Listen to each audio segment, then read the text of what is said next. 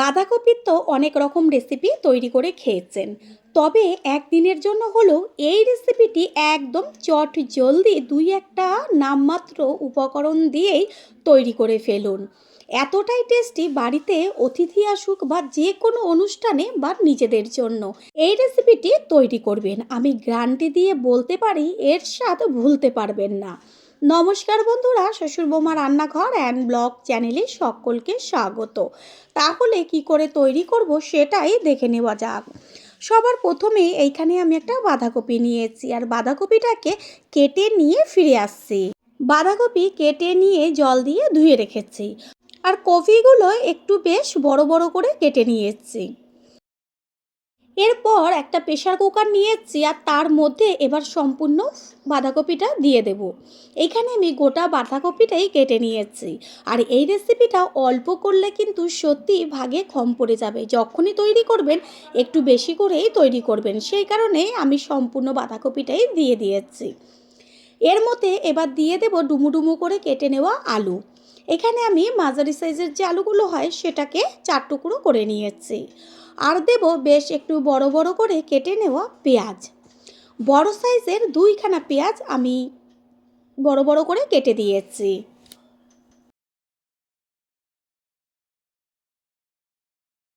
দেব এর মধ্যে জল, এখানে হাফ গ্লাস পরিমাণ জল আমি দিয়েছি। আর একটা কথা, হলুদ লবণ কোনো কিছুই আমি এর মধ্যে ব্যবহার করব না। এবার প্রেসারের ঢাকনাটা আটকে গ্যাসের ওভেনে বসিয়ে একটা সিটি দিলেই কিন্তু অফ করে দিতে হবে, সাথে সাথে হাওয়াটা বার করে ঢাকনাটা খুলে ফেলতে হবে। এই কারণের জন্য এই বাঁধাকপিটা একটু বড় বড় করে দিলে ভীষণ ভালো হয়। একটা সিটি পড়েছে আর আমি হাওয়াটা বার করে দিয়ে তারপর ঢাকনাটা খুলে নিয়েছি। দেখাই যাচ্ছে যে এখনও প্রচণ্ডভাবে ধোঁয়া বেরোচ্ছে। হাতা দিয়ে তুলে দেখিয়ে দিচ্ছি সমস্ত কিছু খুব সুন্দরভাবে সিদ্ধ হয়ে গেছে, তবে একটাও কিন্তু কিছু গলে যায়নি। ঠিক এইভাবেই সিদ্ধটা করতে হবে। গ্যাসের ওভেনে কড়াই বসিয়ে তাতে দিয়ে দিয়েছি সর্ষের তেল।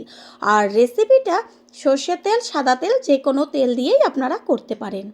এবার কিছুটা পরিমাণ বাদাম আমি গ্যাসের ফ্লেম লোতে রেখে ভেজে নেব একদম লাল লাল করে। এইখানে আপনারা বাদাম না দিলেও কোনো সমস্যা নেই। বাদাম ভেজে নেওয়া হয়ে গেল, তেল ছেঁকে বাদামগুলোকে তুলে গ্যাসটা অফ করে দেব। এই যে তেলটা গরম রয়েছে এর মধ্যে দিয়ে দিচ্ছি পরিমাণ অনুযায়ী হলুদ গুঁড়ো আর ছোটো চামচের 1 চা চামচ কাশ্মীরি লঙ্কার গুঁড়ো। ভালো করে তেলের মধ্যে হলুদ আর লঙ্কার গুঁড়োটা মিশিয়ে নেব। আর গ্যাসের ফ্লেম কিন্তু অফ রাখতে হবে অবশ্যই, না হলে তেলে হলুদ গুঁড়ো আর লঙ্কার গুঁড়োটা পুড়ে যাবে। আর দিচ্ছি কিছুটা পরিমাণ কাসুরি মেথি। এই সময় তেলের থেকে এত সুন্দর একটা গন্ধ আসে। এবার গ্যাসটা অন করে দিয়ে তারপরে গ্যাসের ফ্লেম লো রেখে দিয়ে দিচ্ছি 1 চা চামচ ধনের গুঁড়ো, 1 চা চামচ জিরের গুঁড়ো।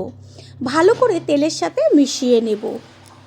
এবার যে গ্যাসটা অন করে গ্যাসের ফ্লেম লোতে রেখেছি, এতে আস্তে আস্তে তেলটা গরম হবে, মশলাটা খুব সুন্দরভাবে ভাজা হবে। এই পর্যায়ে দিয়ে দেব অনেকটা পরিমাণ টমেটো। এইখানে আমি বড় সাইজের 3টে টমেটো ছোট ছোট করে কেটে দিয়েছি। যত বেশি টমেটো দেবেন রেসিপির টেস্টটা তত বেশি টেস্টি হবে। ঠিক এইভাবে গ্যাসের ফ্লেম লো করে মশলাটাকে কষিয়ে নেব। টমেটোটা তাড়াতাড়ি তেলে মজে আসার জন্য দিয়ে দিয়েছি স্বাদ অনুযায়ী লবণ। আগে সিদ্ধর সময় কিন্তু আমি কোনো রকম লবণ দিইনি, সেই কারণে লবণটা বুঝে ব্যবহার করবেন। দেব 1 চা চামচ আদার পেস্ট আর 1 চা চামচ রসুনের পেস্ট। এটা আপনারা আদা রসুন একসাথেও পেস্ট করে নিতে পারেন। তেলের মধ্যে ভালো করে আদা আর রসুনের পেস্টটা মিশিয়ে নিয়ে এবার ভালোভাবে কষাবার জন্য একটু সময় দিতে হবে। কিছুক্ষণ বাদে ফিরে এসে আমি দেখিয়ে দিচ্ছি যে কত সুন্দরভাবে তেল ছেড়েছে মশলার থেকে, আর টমেটোগুলো কিন্তু একদম মজে গেছে। খেয়াল রাখবেন টমেটোগুলো তেলে যেন একদম মশলার সাথে গলে না যায়, বেশ সামান্য একটু গোটা গোটা থাকবে, সেইভাবেই মশলার সাথে রাখবেন টমেটোটা।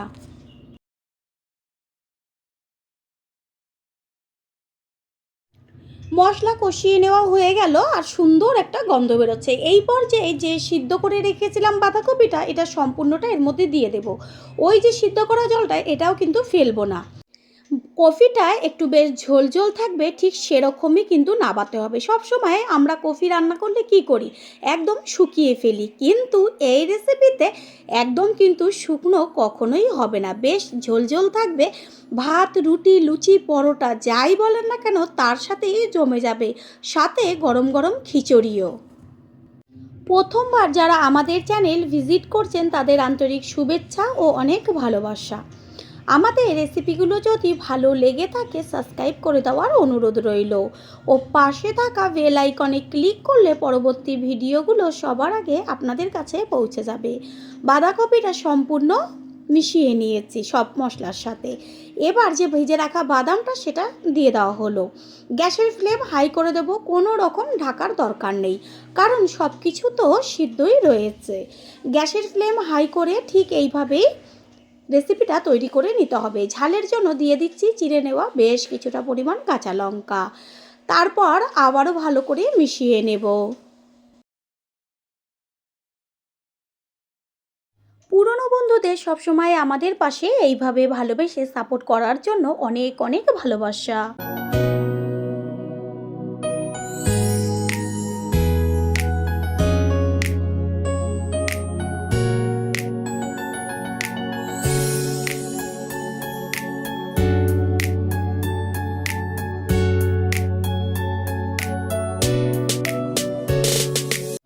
রেসিপি হবার মুখে, দেখা যাচ্ছে যে কতখানি ঝোল ঝোল রয়েছে।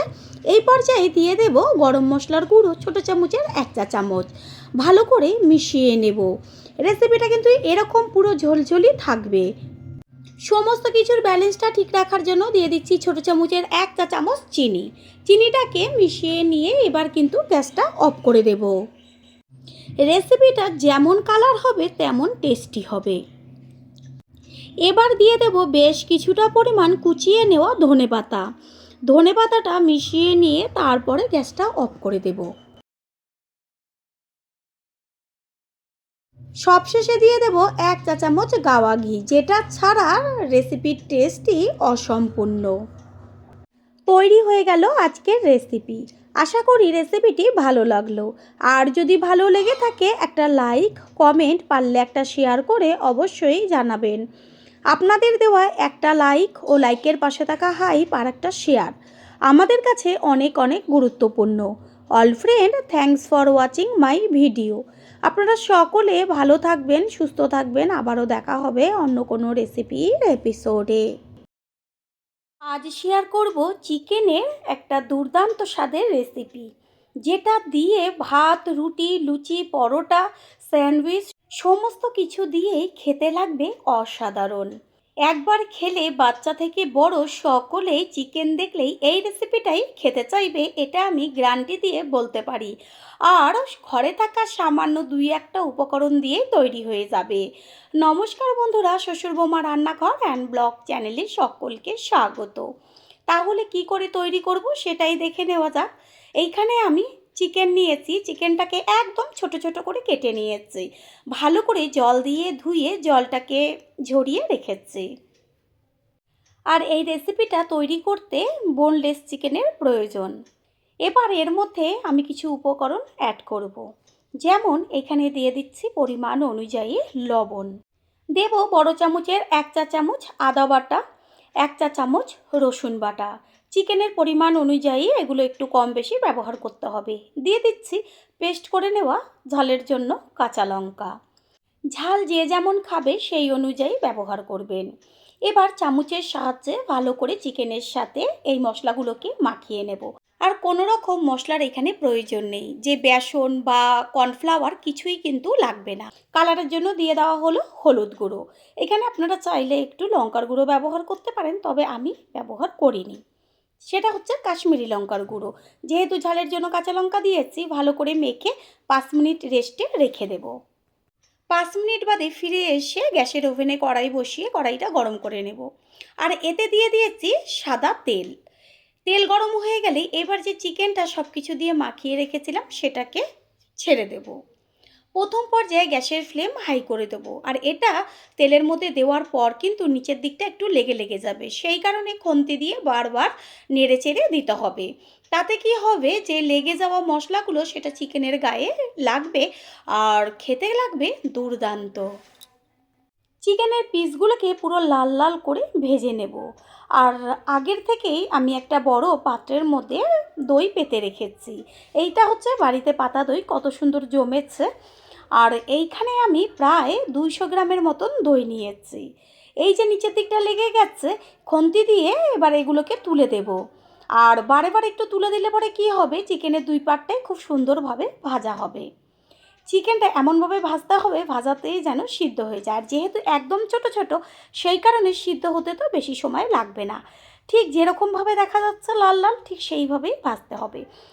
পুরনো বন্ধুদের সবসময় আমাদের পাশে এইভাবে ভালোবেসে সাপোর্ট করার জন্য অনেক অনেক ভালোবাসা। চিকেনগুলো একদম ভাজা হয়ে গেছে, এবার এগুলোকে কড়াই থেকে তুলে নেব। রেসিপিটা যখনই তৈরি করবেন একটু বেশি পরিমাণে তৈরি করবেন, না হলে কিন্তু নিজেই ভাগে পাবেন না। একটা বড় সাইজের বোলের মধ্যে নিয়ে নিচ্ছি যে টক দইটা আমি পেতে রেখেছিলাম, সেই দই। দইটা একটু বেশি ব্যবহার করলে কি হবে, রেসিপিটা বেশি টেস্টি হবে। এইখানে সম্পূর্ণ দইটাই আমি ঢেলে দেব। দইয়ের মধ্যে দেব বিট লবণ, এখানে আপনারা সাদা লবণও ব্যবহার করতে পারেন। আর এদিকে গ্যাসের ওভেনে আমি একটা তড়কা প্যান বসিয়ে গ্যাসের ফ্লেম একদম লো করে দিয়েছি। আর দিয়ে দিয়েছি সর্ষের তেল, আপনারা চাইলে সাদা তেলও ব্যবহার করতে পারেন। তেলটা হালকা যখন গরম হবে তখন এর মধ্যে কুচিয়ে নেওয়া রসুন কিছুটা পরিমাণ দিয়ে দেবেন। এইখানে আমি 10-12 কোয়া রসুন একদম কুচিয়ে নিয়েছি।